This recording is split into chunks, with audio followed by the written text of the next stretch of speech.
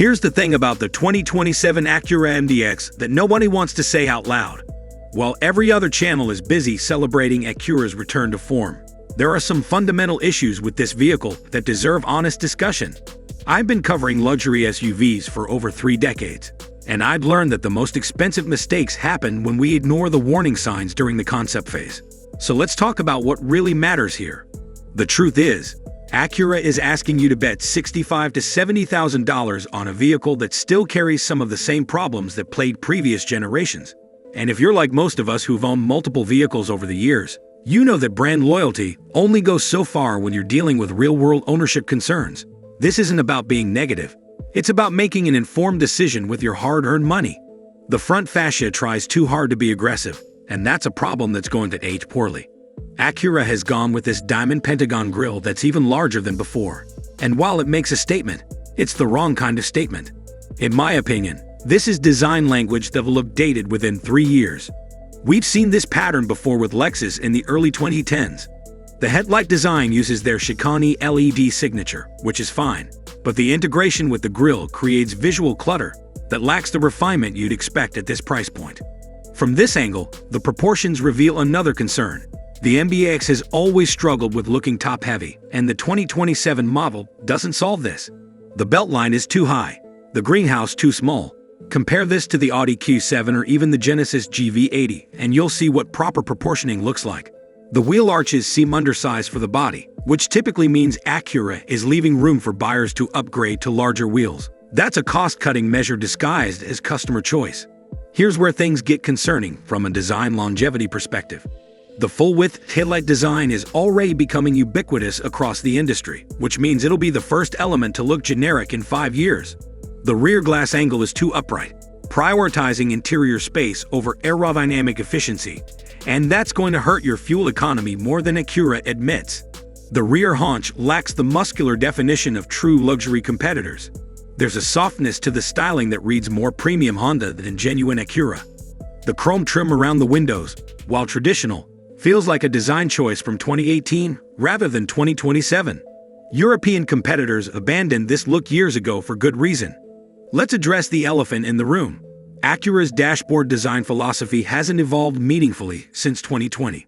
Yes, they've updated the screen size and relocated some controls, but the fundamental architecture feels derivative. The upper dashboard uses what they call premium materials, but spend time in a BMW X5 or Mercedes GLE, and you'll immediately notice the difference in tactile quality. The plastic grain patterns Acura uses don't fool anyone who's owned German luxury vehicles. The center stack still has too many buttons, creating visual noise that contradicts modern luxury design principles. The front seats offer good support, I'll give them that. But here's what concerns me. The seat adjustment mechanism still uses that same manual thigh extender that feels cheap to operate. At this price point, that should be fully powered. The seat heating and cooling system has historically been underwhelming in Acuras, taking too long to reach desired temperature. Until we see otherwise, assume that hasn't changed. The second row is adequate, nothing more. The floor hump is larger than it needs to be, which tells you they're using a dated platform architecture underneath. The seat bottom cushioning in previous MDX generations has been too firm for long journeys, and nothing in the design suggests they've addressed this. The door panels back here use noticeably cheaper materials than the front, which is disappointing cost stratification. Let's be direct. The third row is still a compromise for emergency use only. Anyone over 6 feet tall will be uncomfortable after 30 minutes. The access mechanism hasn't been meaningfully improved. If you actually need 3-row functionality regularly, the Volkswagen Atlas or even the Kia Telluride offer more practical solutions at lower prices. With the third row up, cargo space is minimal. The floor isn't flat when you fold the seats, which creates annoying gaps where smaller items disappear. The power liftgate opens too slowly, a persistent Acura problem they seemingly refuse to address. No underfloor storage innovation either, just the spare tire taking up space. Acura's infotainment has been playing catch-up for years, and the 2027 system still lags behind. The processor speed appears marginally better, but the interface design lacks the intuitive logic of BMW's iDrive or Mercedes MBUX.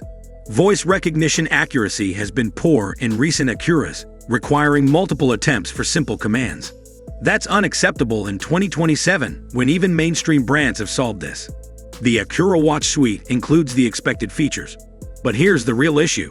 The lane-keeping system has historically been too aggressive with ping-ponging, and the adaptive cruise control leaves larger gaps than necessary in traffic. These calibration issues matter in daily driving. The blind spot monitoring system uses indicators in the mirrors rather than more modern door panel lighting, which is harder to see in bright sunlight. Wireless Apple CarPlay and Android Auto are finally standard, but the wireless charging pad is poorly positioned and known to overheat phones. The Wi-Fi hotspot capability uses older 4G LTE rather than 5G, which will feel outdated quickly. The app integration for remote functions is functional but clunky compared to what Genesis and Tesla offer. Acura appears committed to their Turbo V6, which is fine on paper, but concerning in practice. Turbo lag in the current generation is noticeable, and fuel economy rarely matches EPA estimates in real-world driving. The transmission programming has shown reluctance to downshift aggressively when you need power for passing. These aren't issues that get better with model refreshes. They require fundamental re-engineering. The MDX will never be a driver's SUV, and that's the honest truth. The steering feel is numb, typical of electric power steering systems, prioritizing comfort over feedback. Body roll in corners is more pronounced than it should be for a vehicle marketed as having sporty pretensions. The super-handling all-wheel drive sounds impressive, but adds complexity and weight, without delivering meaningful handling advantages for most drivers. Here's my bottom line after decades of evaluating vehicles. The 2027 Acura MDX asks you to overlook too many compromises for what will likely be a $65,000 to $75,000 investment. If you're brand loyal to Honda products and want something with a premium badge, fine.